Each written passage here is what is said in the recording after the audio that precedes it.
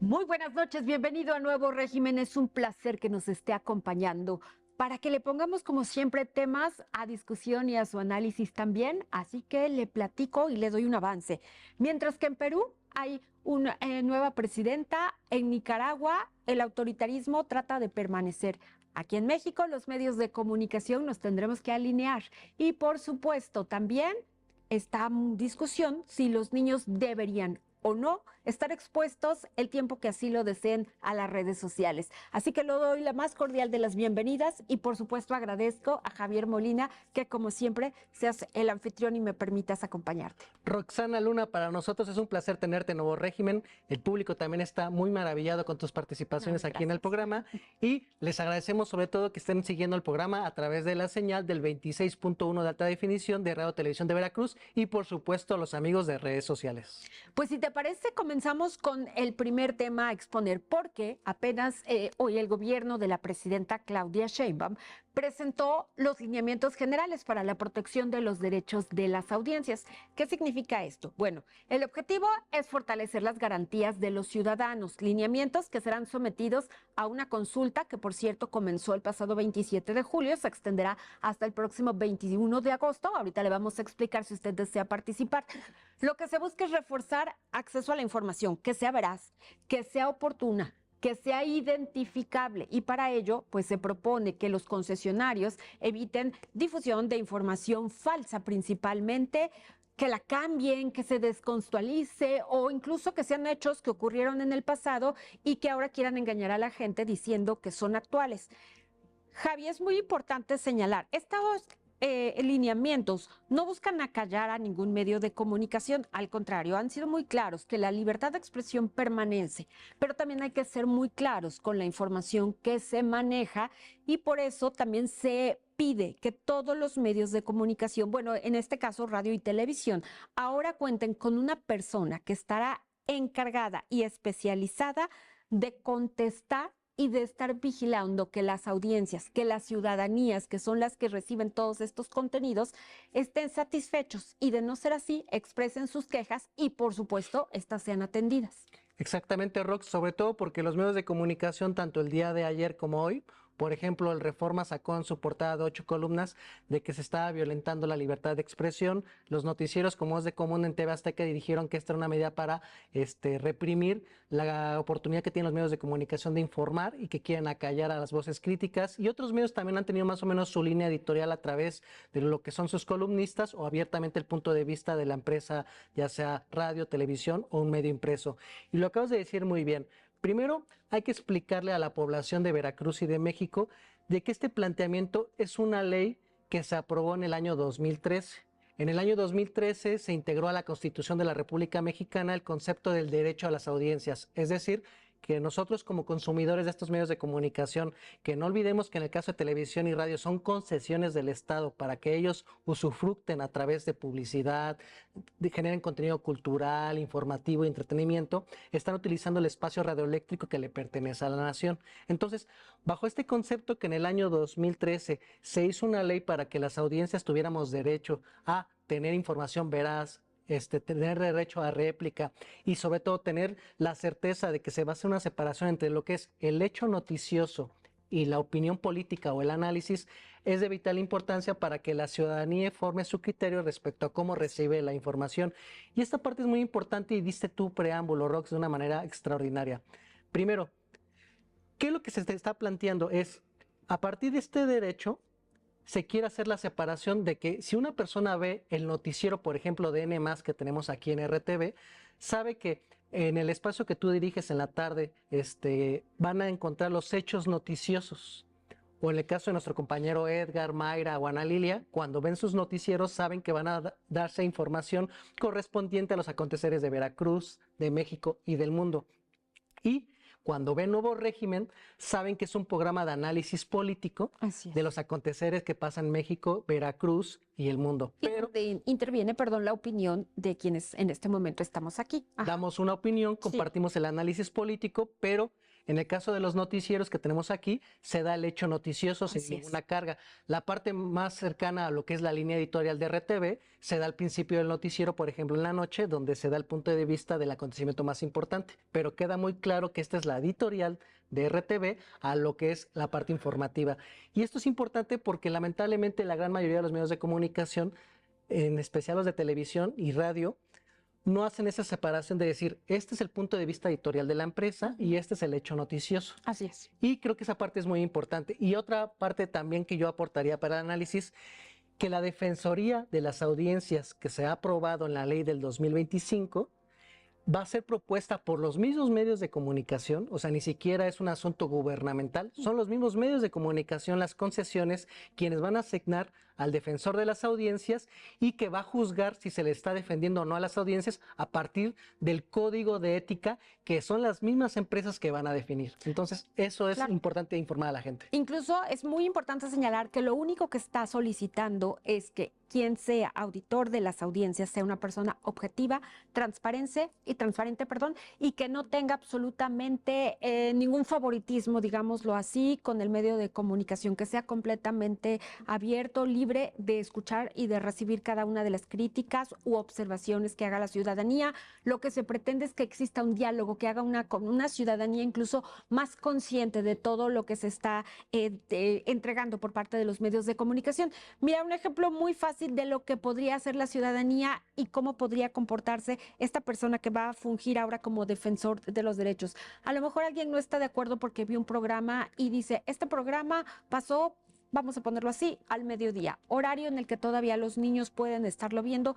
No me gustó el lenguaje que utilizaron en el programa o las imágenes que presentaron, podría ser una queja, y entonces el defensor de las audiencias tiene la obligación de ir con el medio de comunicación y pedirle que cambie esa estructura, en este caso, en estos programas. Este es un ejemplo, por ejemplo. O decir, este contenido no me gustó porque señalaron que era informativo y engañaron, los hechos no estuvieron de acuerdo, no sucedieron así. Entonces, más allá, que ese es otro punto que tú tocaste, que tienen derecho a la réplica, es también, bueno, pues señalarle al medio de comunicación, oye, tú en el noticiero o en determinado programa dijiste esta información que todo parece indicar que es falsa. Ahora, como medio de comunicación, tendrás la obligación de demostrar si no es falsa, por qué la diste a conocer, cómo estuvieron los hechos, o de lo contrario, desmentir e incluso hasta ofrecer una disculpa si es necesario. Hay que indicar, el gobierno dijo, si esto llegara a suceder, si no se toma en cuenta los nuevos lineamientos, habrá llamados de atención que pueden generar, incluso después de varios llamados de atención, una multa. No es a lo que se quiere llegar porque se apela mucho a la conciencia de cada uno de los medios de comunicación y al código de ética, que también es una obligación que ahora todos los medios de comunicación, aquí tenemos el nuestro, por supuesto, pero se pide que todos los medios de comunicación cuenten con uno. Y bueno, pues apelar, como decíamos, precisamente a este comportamiento y a este derecho que tiene la gente de estar bien informada. Es correcto, la lógica es la autorregulación de los medios con los códigos de éticas que ellos elaboren, con la designación del que va a ser el representante de las audiencias y sobre todo se busca que sea una forma de diálogo, intercambio entre lo que es el consumidor y lo que es el medio concesionado que está informando. Y esa parte es muy importante. Vamos a invitar a producción que nos pueda poner, por favor, la declaración de la presidenta Claudia Sheinbaum sobre esta propuesta que se está discutiendo en estos próximos 20 días para lo que va a ser la Defensoría de las Audiencias. Desde mi perspectiva, no se trata de multar. O sea, no es estar multando el objetivo.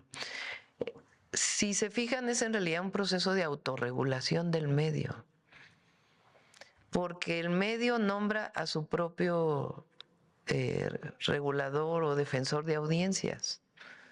Una radio, cualquiera que ésta sea, una cadena de radio. Ellos mismos nombran a su defensor de audiencias. Ellos mismos establecen su código de ética. Y cuando alguien reclama al defensor de las audiencias, dijiste esto y es mentira, o fue totalmente parcial la información que estás dando, no diste este otro punto de vista, pues el objetivo es que esta persona pues pueda comunicar dentro de los programas de televisión o de radio, pues la otra posición o la propia queja que hace alguien de las audiencias. El objetivo es fortalecer la información veraz y también la diferencia entre una opinión y una información. No se trata de multar, eso sería ya la última instancia. Ya lo vieron, la importancia de entender lo que propone la Presidencia de la República. Y si me lo permite, Rox, a continuación vamos a presentar el ejemplo de un medio de comunicación concesionado, que en este caso es TV Azteca, y su noticiero principal, que es Hechos, encabezado por Javier Alatorre. Este noticiero no cumple con los criterios profesionales de lo que debemos de expresar, de lo que es separar el hecho noticioso, dar una línea editorial, una opinión o un análisis político y sobre todo incluso el señalamiento de noticias falsas, por ejemplo el de chupacabras. Vamos a agarrar este pequeño fragmento de lo que son los diferentes tipos de violaciones, a lo que podríamos decir a la oportunidad que las audiencias sepan separar estos tres elementos. Vamos a pedir a la producción que nos pongan los ejemplos de TV Azteca. De Salud, Hugo López-Gatell, encabezó la conferencia sobre las cifras de contagios y fallecimientos por COVID-19 en México. Es más, se lo decimos con todas sus palabras. Ya no haga caso a Hugo López-Gatell. Mire, desde Puerto Rico, luego pasó a Estados Unidos y ahora aquí en México. Aquí en el país se reportan diariamente animales muertos en varios estados. Este extraño ser, extraño animal del que en realidad se ha especulado mucho, atacado en Baja California, en Tamaulipas, Chihuahua, Sonora, Sinaloa, Jalisco, Durango, Querétaro, en el Estado de México, en Puebla y también en Veracruz, de acuerdo a los reportes que hemos recibido en nuestra redacción. Es un asunto serio, porque México está en peligro por un virus que se creía erradicado, el virus comunista. Su resurgimiento está en la educación comunista que la Secretaría de Educación Pública busca imponer a las niñas y a los niños de México. Mire, ahora el gobierno presentó los lineamientos para lo que llaman la protección de los derechos de las audiencias. No es otra cosa más que censura. Es un nombre digno de dictaduras que buscan coartar la libertad de la sociedad. Cualquier regulación sobre lo que un medio o un periodista puede decir se le llama censura. Yo creo que allí queda sumamente claro que está permitida la libertad de expresión, si no, no podrían haber argumentado todo esto que dice, pero ahora lo podrán volver a hacer, sin embargo tendrán que aclarar que es a opinión de cada uno de los medios de comunicación, editorializando y que no es información que se está manejando como verídica, ya que muchos de los adjetivos calificativos que utilizan, incluso al decir la palabra comunista, es a propio criterio de quien conduce este espacio. Y sobre todo que la gente ahora tenga claridad respecto a que la línea editorial de por ejemplo, TV Azteca es esto es diferenciada a una noticia. Creo que eso debe quedar muy claro.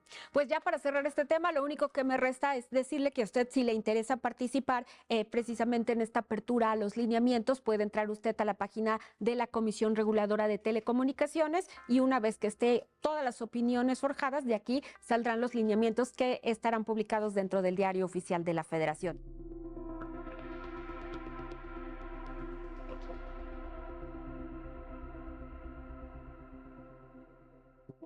Si me permites, Javi, tenemos un segundo tema al que damos paso, porque ahora Perú tiene nueva presidenta. Justamente el día de ayer, Keiko Fujimori, y hay que recordar muy bien el apellido, Fujimori, tomó posesión de la presidencia de Perú como la nueva titular del Ejecutivo Nacional. Ha prometido primero que va a acabar con el crimen organizado, con un gobierno de mano dura, que era exactamente como mandaba su papá, Alberto Fujimori. La nueva mandataria es hija, como decíamos, del expresidente ya fallecido Alberto Fujimori, que gobernó el país de 1980 hasta el año 2000. Y bueno, pues por lo que su triunfo ahora para muchas personas supone el retorno del Fujimorismo, un movimiento público neoliberal, de derecha incluso, que regresa al poder 26 años después de muchos intentos incluso de querer llegar a la presidencia, en los que ahora puede ser que deje a un país polarizado, a un país con cierta incertidumbre. ¿Por qué? Porque ganó por muy poca diferencia, ni siquiera fueron 50,000 votos con los que ella llega al gobierno, Javi, porque muchas personas todavía recuerdan y tienen miedo lo que fue el gobierno autoritario de Alberto Fujimori, que se pueda replicar esos modelos. Muchas otras personas piensan que se dieron su voto de confianza porque al estar ya fallecido el expresidente, cree que ella pueda soltar un poco de lo que representa la figura de su padre. Pero lo que sí es cierto es que pues pueden causar de verdad una separación muy obvia entre lo que está sucediendo en este momento en un gobierno que en 10 años ha tenido a 9 mandatarios. Sí, la inestabilidad política que tiene el Perú es un reflejo, incluso en términos de análisis político, correspondiente a las acciones gubernamentales que hizo el papá de Keiko Fujimori, en donde nada más una pequeña corrección fue de 1990 al año 2000, sí. 10 años en el poder, pero que curiosamente en 1992 él dio un golpe de Estado para disolver al poder legislativo, para tener facultades extraordinarias respecto a lo que iban a ser la convocatoria de una nueva asamblea legislativa, y también hubo cambios en el poder judicial. ¿Cuáles son las preocupaciones que tienen los peruanos? Es de que Keiko Fujimori ha reivindicado la figura de su padre como gobernante, mencionando que reivindica lo que hizo bien en materia económica y política, y diciendo que se debe de corregir solamente las partes negativas. Pero precisamente las partes negativas es lo que ha hecho que durante 4 procesos electorales Keiko se presentara electoralmente para competir por la presidencia, y hasta su cuarto y último intento fue que obtuvo el triunfo. La realidad es que este periodo del fujimorismo político que representó de los 90 al año 2000 fue una lógica de el recorte de la participación del Estado, porque se tuvo una política de shock.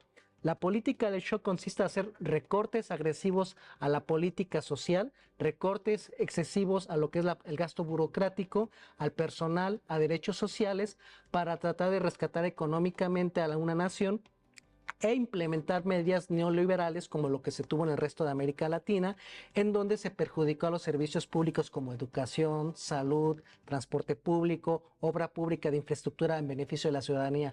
Y una parte que también salió importante de lo que podríamos decir el fujimorismo político de la primera etapa de los 90 a los 2000, es que se dio una sistemática violación a los derechos humanos. Por ejemplo, se reportó que más de 20,000 mujeres indígenas sufrieron en contra de su voluntad una esterilización para que ya no pudieran tener maternidad, ya no se pudieran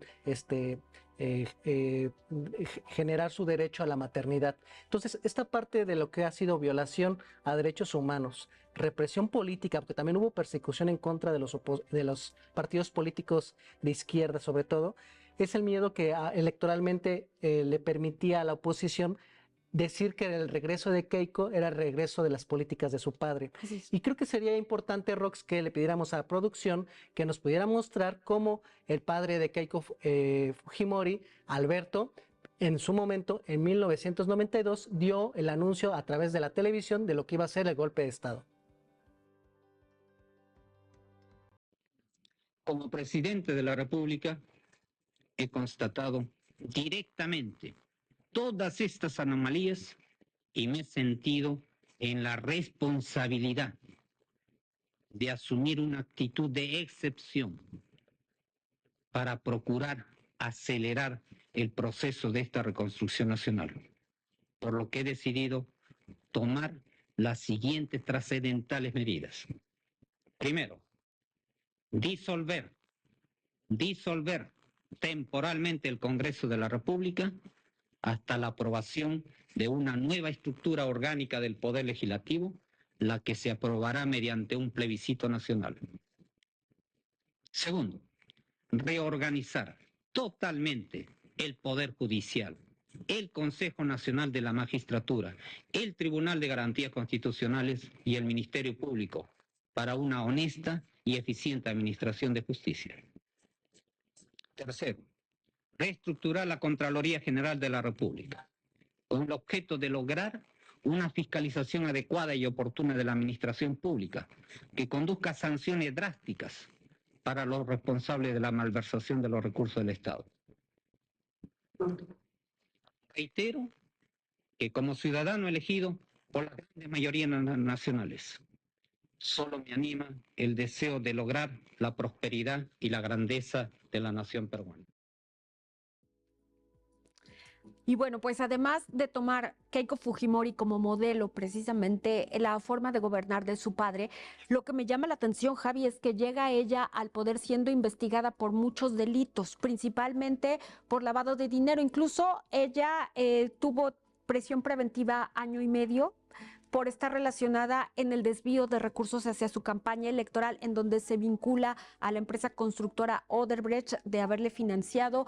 También en esta investigación hay un caso en la creación aparente de una universidad a las peruanas, se llama esta universidad, que se cree que prácticamente fue fantasma para poder desviar también algunos fondos. Entonces, hay que señalarlo, estos delitos a partir de que ella llega a la presidencia prácticamente desaparecieron. Sin embargo, hasta el último día mantuvieron estas investigaciones en donde, reitero, se le involucra con delitos y estos son los menos graves prácticamente de los que se les está involucrando. Si te parece bien, en este momento vamos a ver cómo es que ella toma precisamente el día, apenas este día martes, toma posesión como presidenta de Perú durante los próximos 5 años. Vamos a verlo.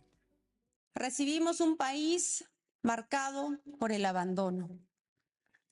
Recibimos un Estado debilitado por la improvisación, reflejada en la ausencia de una visión de país que identifique los objetivos nacionales que demanda nuestro Perú. Un Estado a la deriva por la carencia de una gestión estratégica que organice a las entidades detrás de dichos objetivos. Un Estado debilitado por la corrupción, donde las instituciones dejaron de servir a los ciudadanos, con servicios básicos que nunca llegaron a quienes más lo necesitaban. Miles de obras paralizadas o mal ejecutadas. Un sistema de salud que llega tarde o que nunca llega. Y un transporte caótico que les arrebata cada día tiempo, oportunidades y no solo la calidad de vida a millones de peruanos, sino lamentablemente en muchos casos también les arrebata la vida misma. Esta incapacidad del Estado responde a décadas de gobiernos que renunciaron con indiferencia y dejadez a cerrar las brechas que separan a millones de peruanos del acceso a servicios esenciales. Y lo preocupante es que como candidata se ha opuesto a que la mujer tenga la libre decisión sobre su cuerpo, se ha opuesto a las medidas de distribución social de la riqueza en el país y sobre todo un punto muy importante, se está alineando a lo que va a ser la estrategia del Escudo de las Américas, que consiste en que los países de la región de América Latina se alineen a la política de seguridad y de política económica que impone Estados Unidos con Donald Trump.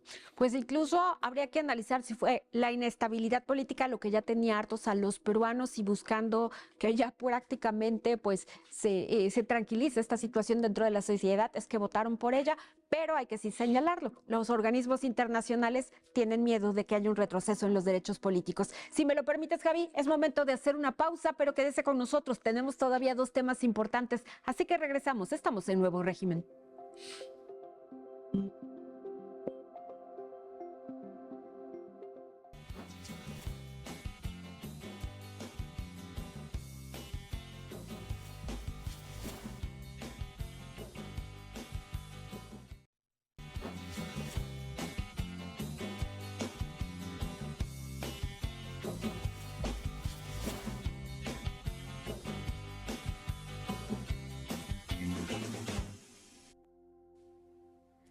Continuamos en Nuevo Régimen con un nuevo tema que me parece gravísimo, Javi. El hecho del autoritarismo que quiere permanecer e imponer el actual presidente Daniel Ortega, discúlpeme usted. Y le explico por qué hablamos de este autoritarismo. Bueno, pues mandó un avance de propuesta de reforma constitucional al Poder Legislativo, ¿Qué pretende? Lo que busca es dejar a la oposición completamente fuera de las próximas elecciones en Nicaragua, pero también al mismo tiempo ampliar su periodo como presidente, que en este momento es de 6 a 7 años. La Asamblea, como órgano legislativo del país centroamericano, pues tiene previsto aprobar esta a principios de septiembre. Y hay que aquí mencionar que hay mayoría a favor del partido al que pertenece Daniel Ortega para que ahora en los comicios no participen. Y él fue además sumamente crítico al llamar vendepatrias o golpistas a cualquiera que no pertenezca a su propio partido, y que dijo él, porque estas personas están al servicio de Estados Unidos. Estas mismas propuestas han hecho que la comunidad internacional, pues de luego, denuncie los peligros que va a significar al régimen democrático de Nicaragua. Y Javi, yo a esto además le agrego, apenas en 2024 se habían aprobado las primeras leyes en donde decía que el mandato, que era de 5 años, se extendiera a 6. Es decir, ya había un año más de mandato. 2. Su esposa ahora ejerce un cargo como una especie de copresidenta, a Rosario Murillo. Y bueno, pues ahora con esta nueva ley garantiza la permanencia de precisamente esta figura, y evidentemente pues que se alargue también este mandato a través de su esposa. Y es preocupante porque si abiertamente aquí en Nuevo Régimen hacemos el señalamiento de lo que está haciendo su país vecino como Salvador con la figura de Bukele, también nosotros tenemos la responsabilidad de decir que un partido político relacionado a la izquierda, que es el Frente Sandinista, que por principio de cuentas, si analizamos históricamente cuál fue su trayectoria política, que de 1975 a 1980 empezó un proceso social y revolucionario en contra de una dictadura, la de Somoza, y en donde se planteaba dentro de las demandas sociales la oportunidad de que la nación centroamericana tuviera elecciones democráticas. Este tipo de medidas ponen en entredicho lo que es la vulnerabilidad que tiene el movimiento político sandinista que dirige actualmente esta familia que actualmente tiene el poder político, porque la realidad es de que la esposa de Ortega fue electa como vicepresidenta. Se hizo una reforma constitucional para darle el título de copresidenta. Yo estaría de acuerdo si se presentan electoralmente y dicen, ¿saben qué? Nosotros tenemos como propuesta electoral Desde un principio, claro. cambiar la constitución para que se deje de ser vicepresidente o vicepresidenta y sea copresidente.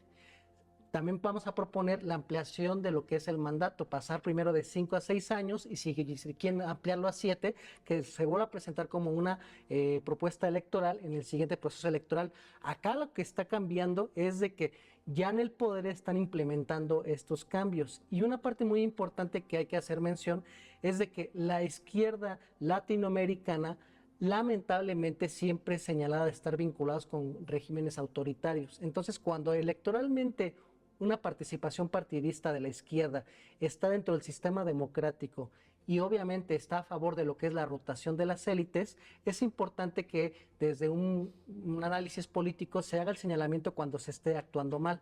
Ahora, él está planteando esto de que se tiene partidos de oposición que van a recibir financiamiento de Estados Unidos. Eso no es nuevo. Abiertamente Donald Trump lo ha anunciado de Y que lo va a hemos oído apoyar. en muchas elecciones, claro. La clave que tendría que hacer aquí la familia Ortega es: vamos a plantear lo que es nuestro programa de gobierno, vamos a hacer buenas acciones gubernamentales para que la población nos respalde su apoyo a través del voto, y sobre todo vamos a hacer el señalamiento que corresponde a que se están haciendo este tipo de medidas. Pero si tú de inicio les estás prohibiendo por el simple hecho de que ya están vinculados a Estados Unidos, le quitas legitimidad a tu gobierno. Y creo que sería importante ver las declaraciones que dio el presidente Ortega respecto a que ya no va a haber elecciones para que la oposición pueda participar. No, ellos vienen conspirando ahí, conspirando, organizando, buscando cómo organizar partidos. ¿Para qué? En una elección que ellos se suponen.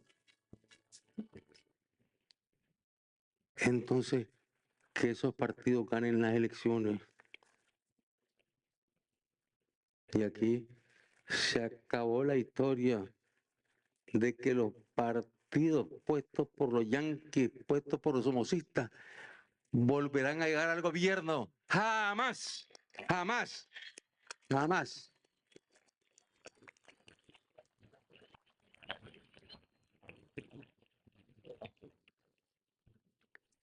Aquí hemos venido haciendo enormes esfuerzos para que el país tenga paz.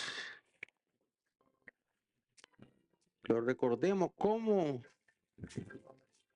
en el año 18, estando nosotros en acuerdo con los empresarios, con los somocistas, que eran empresarios, teníamos un gran acuerdo, ganar elecciones para hacer reales con las escuelas. Pero que se olviden, aquí no volverán a haber elecciones, no volverán a haber elecciones, para que por ahí intenten ellos atrapar el gobierno, atrapar el poder.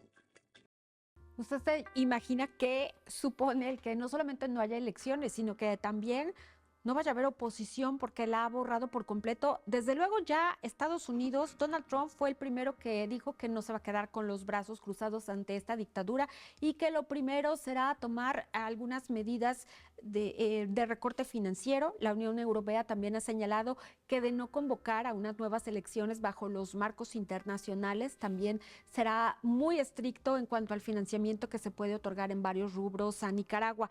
Y por supuesto, ¿qué se viene? Una escalada realmente de problemas. Habrá crisis diplomáticas, habrá graves sanciones económicas impuestas que seguramente van a recrudecer las cuestiones humanitarias dentro del propio Nicaragua, acentuando la crisis migratoria que ya se está viviendo en este momento en este país, Javi. Y sobre todo de que dentro de lo que es el movimiento político del sandinismo, fundadores de este movimiento que se oponían a la dictadura de Somoza, que defendían las banderas de la democracia, de la repartición equitativa de la riqueza, de la generación de programas cercanos a la población más pobre, han sido perseguidos por Ortega, han sido exiliados del país, incluso les han quitado la ciudadanía.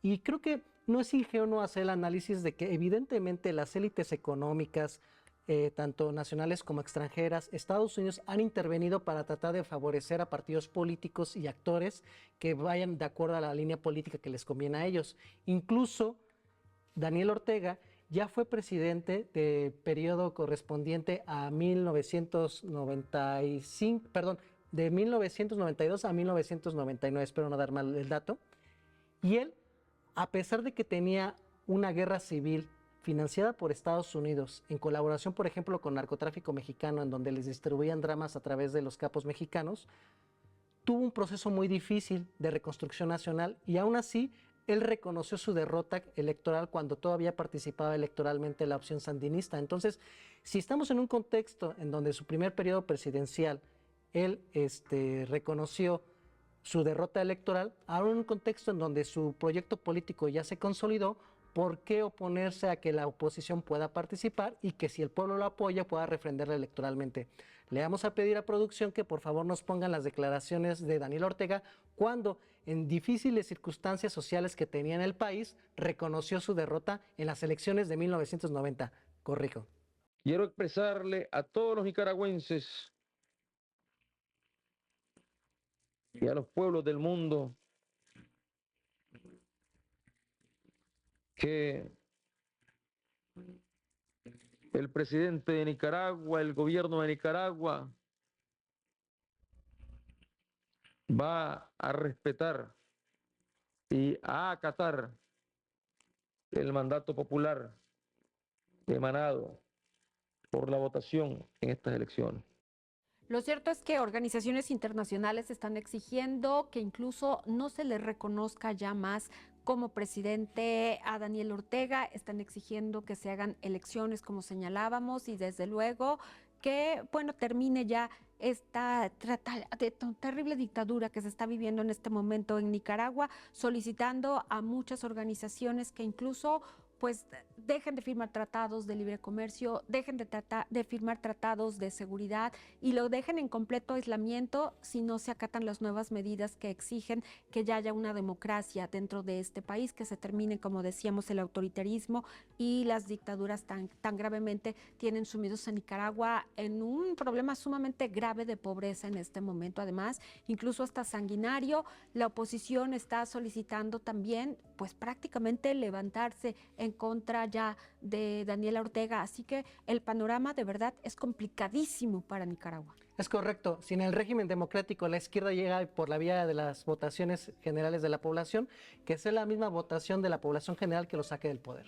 Por cierto, bueno, pues, ¿qué te parece bien si con esto culminamos este tema? Y hay otro no menos importante, que es lo que se está buscando en México.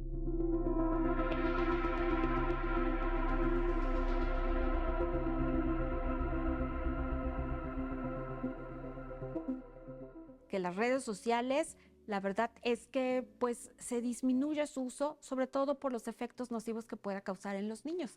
¿Por qué señalamos esto? Bien, la presidenta Claudia Sheinbaum hizo un llamado a la reflexión a la sociedad mexicana sobre la necesidad de una regulación que sea consensuada en el uso de los celulares en las escuelas. Sostuvo que el objetivo de su gobierno no es únicamente sí regularlo en los planteles educativos, sino generar un cambio que sea cultural. Es decir, que esto empiece desde casa, que involucre a las familias en los efectos del exceso que causa el uso de los dispositivos y las redes sociales. Y es que, Javi, por ejemplo, organizaciones como la UNESCO demostraron que cuando un niño está literalmente sumido en su teléfono celular o en su tablet, tarda 20 minutos en volver a concentrarse dentro de los temas a los que realmente le competen. Si está en la escuela, entonces prácticamente se pierde de todos los conocimientos que se pueden adquirir. No se está prohibiendo el uso de las redes, que hay que decirlo, históricamente en muchos países, por aquí tengo una lista, pero son más de 20 países que sí las han prohibido totalmente, a excepción de que los padres de familia den el consentimiento. Aquí ni siquiera se está tratando eso, simple y sencillamente que haya un uso ordenado y moderado de las redes sociales y de los celulares. Eso es lo que me ha gustado de las mañaneras de la presidenta Claudia Sheinbaum, que aparte de atender a lo que son los cuestionamientos de la prensa, de los medios de comunicación, de abordar los temas políticos, económicos y sociales de nuestra nación, también se están dando a lo que es la discusión pública, cuáles son los efectos que deben de tener cierto tipo de medidas sociales y políticas en beneficio de la población. Y creo que la participación que tuvo de especialistas la conferencia de la presidenta Claudia Sheinbaum es de vital importancia para que la comunidad de padres de familia y de madres puedan reflexionar del impacto que pueden tener el uso de dispositivos electrónicos en las nuevas generaciones. Hablaba una de las especialistas de que si en promedio un niño, un adolescente mexicano se la pasa entre 5 a 7 horas conectado al teléfono celular para la utilización de redes sociales, podríamos hacer el cálculo que prácticamente de una vida en promedio entre 77 a 80 años, 20 años de su vida van a estar conectados a las redes sociales. Es una cifra escandalosa. Y sobre todo con la parte de que también los especialistas nos hacían mención de que generan una sobrecarga de dopamina. Generalmente los especialistas hacen la explicación que cuando tenemos actividades lúdicas, culturales, deportivas o artísticas, generamos dopamina de la positiva en nuestro cerebro, al pintar, al estudiar, al cantar, al platicar, al hacer el ejercicio, al estudiar. Pero con la utilización de las redes sociales, la utilización de manera continua del teléfono celular, generamos una estructura cerebral de una sobrecarga de dopamina y como medio de defensa, el cerebro empieza a generar unos mecanismos para evitar esa saturación. Entonces, ¿cuál es el problema? Que cuando de manera natural podemos tener la obtención de esa dopamina a través de actividades lúdicas como lo que mencioné, el ejercicio, la escritura, estudiar, cantar, bailar o platicar, ya no tiene los mismos efectos que se tienen como lo que se puede generar a través de la vía celular y eso genera un esquema de adicción muy peligroso para lo que es la niñez y la juventud mexicana y de todo el mundo. Y en Francia, en Estados Unidos, en Dinamarca, se está discutiendo donde abiertamente en los centros educativos ya no se pueda generar la oportunidad que los estudiantes tengan acceso a los teléfonos celulares, a las tabletas. En el caso de Japón, quieren limitar el uso de la tecnología para la parte formativa de los estudiantes, en donde regresan otra vez a la pluma y al papel. Y creo que este debate es muy sano para lo que son las siguientes generaciones mexicanas, que más adelante van a ser los futuros trabajadores y los futuros ciudadanos. Por supuesto, mira, tú has explicado perfectamente bien los riesgos que hay físicos y mentales para los niños expuestos, pero también recordemos que los niños pueden ser víctimas y muchas veces ellos de manera muy inocente a través de las redes sociales. ¿Por qué? Porque hay redes sexuales que por supuesto pueden captar la atención de los menores y caer siendo víctimas de estos delincuentes, porque también de manera inconsciente pueden estar expuestos a que todos los datos de ellos y de su familia queden en evidencia a través de estas personas que están buscando la manera de delinquir y son unos depredadores literal, así a través de estos medios. Entonces, esto es lo que se busca sencillamente, proteger a los niños básicamente y a los adolescentes de caer en cualquier tipo de manos de delincuentes que pueden de verdad aprovecharse a veces de la inocencia de las niñas, de los niños y de los adolescentes, que de manera realmente, pues ellos sin imaginarse quién está detrás muchas veces de estas redes sociales, pueden cometer abusos tremendos contra estos pequeños. Entonces, sí creo que es importante hablar nuevamente que no se trata de prohibir el uso de las redes sociales, incluso solamente porque también lo dijo la propia presidenta, es hablar con las empresas para que controlen un poco todo el tipo de contenidos que se están presentando así abiertamente y que desde casa y en la escuela, bueno, pues se pongan estos bloqueos que ahora existen en las redes sociales y en los celulares para que los niños no caigan o no entren. La verdad es que para ellos de verdad es muy llamativo y que encuentres videos que van prácticamente uno tras otro, tras otro, tras otro y que a veces no se controla la información que les llega a ellos. Esto es lo que se quiere mediar sencillamente. Y es una discusión nacional. En 2 estados de la República ya se prohibió la utilización de teléfonos celulares a la hora escolar, al momento en que los estudiantes ingresan al aula. Es por eso que creo que es importante que este debate que inició la presidenta Claudia Sheinbaum en las mañaneras sea socializado entre la población. Le vamos a pedir a producción que nos pongan qué es lo que piensa la presidenta Claudia Sheinbaum sobre lo que debe ser la discusión de la regulación de los dispositivos celulares en las escuelas. 70% de madres y padres de familia están de acuerdo en que se regule el uso de celulares en la escuela. Hay una preocupación de madres y padres de familia en este sentido. Y lo que queremos es que sea algo de consenso. Habrá quien no está de acuerdo, evidentemente, pero tenemos que hacer concientización, porque si solo prohíbes, pues a lo mejor prohíbes que en las escuelas se use el celular. Pues llegas a la casa y puedes estar con tu hijo o hija 5 o 6 horas con el celular en la mano, sin desarrollar actividades sociales o de otro tipo que permitan el desarrollo de la infancia, de la adolescencia. Mientras que si las mamás y los papás se hacen conscientes, y las y los niños y los adolescentes también, pues entonces algo colectivo, en donde entre todos nos cuidamos.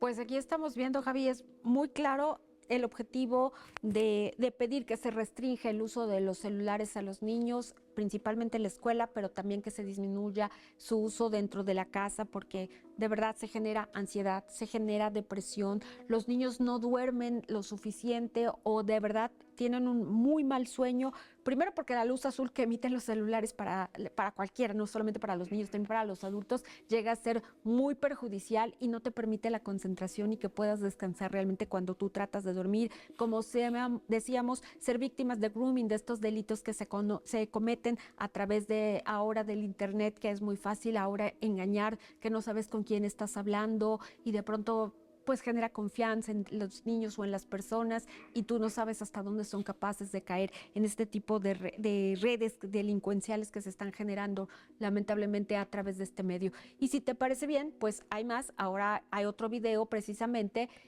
Y bueno, en este hay que poner mucha atención a lo que Marcelo Bielsa, él es director técnico de fútbol de Uruguay, explica y ahorita le contamos por qué estamos relacionándolo con este tema tan importante. Las charlas nunca eran superiores a 10 minutos y eran fraccionadas, 10 minutos de video. Yo todo este tema lo revisé porque cuando hay un pedido de un grupo, que esto fue previo al Mundial, de esta naturaleza. Yo hice muchas consultas y la recomendación que recibí para adaptarme a las mentalidades más jóvenes y actuales es que había que hacer charlas más cortas y en días distintos para no sobreexigir la atención de los jugadores. Lo hice así hasta que me pidieron que preferían que eso se interrumpiera. Aquí tenemos las declaraciones del director técnico de la selección de fútbol de Uruguay. ¿Por qué pusimos este video, Rox?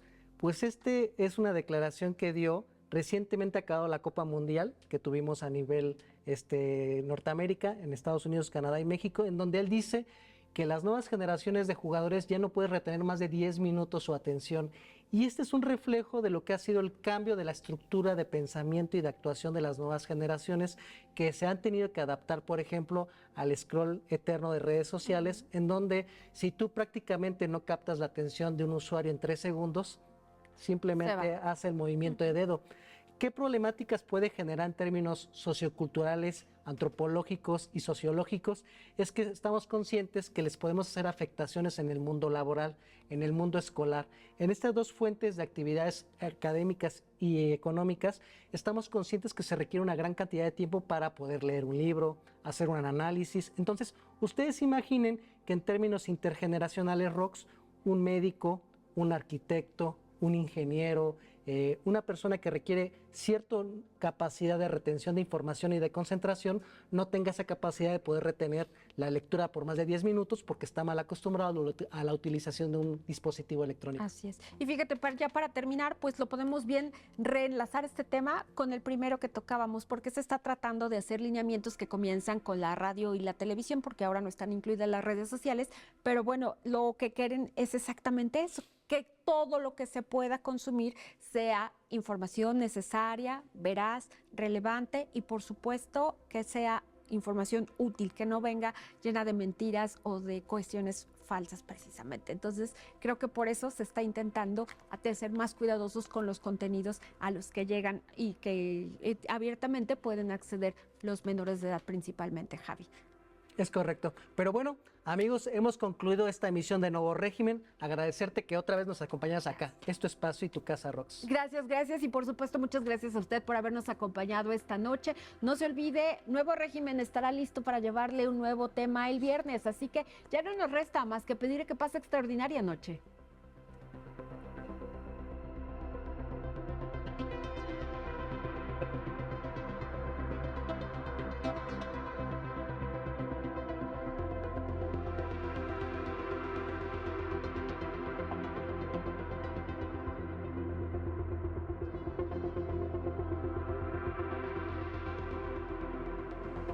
Thank you.